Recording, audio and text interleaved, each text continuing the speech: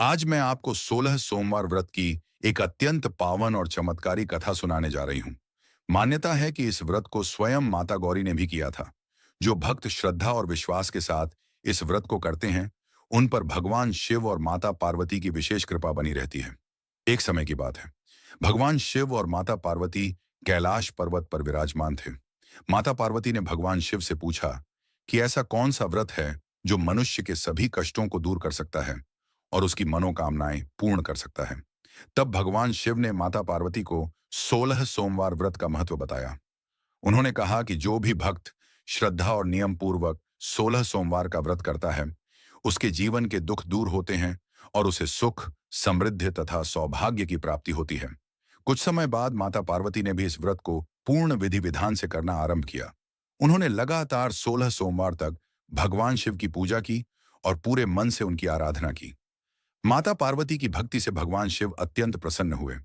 उसी समय एक राज्य में एक ब्राह्मण पुत्र रहता था। वह भगवान शिव का परम भक्त था, लेकिन उसके जीवन में अनेक कठिनाइयां थीं। एक दिन उसे 16 सोमवार व्रत के बारे में पता चला।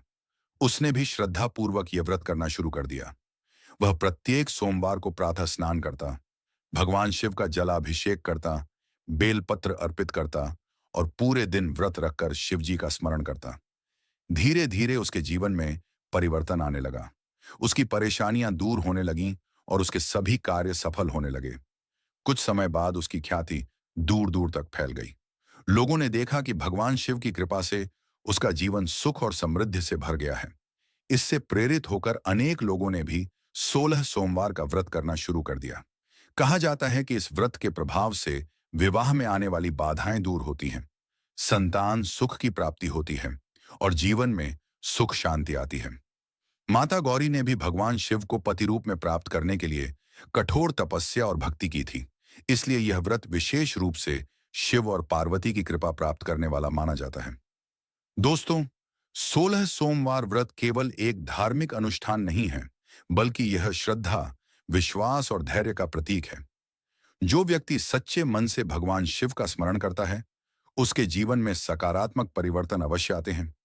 यदि आपको यह कथा पसंद आई हो, तो वीडियो को लाइक करें, चैनल को सब्सक्राइब करें और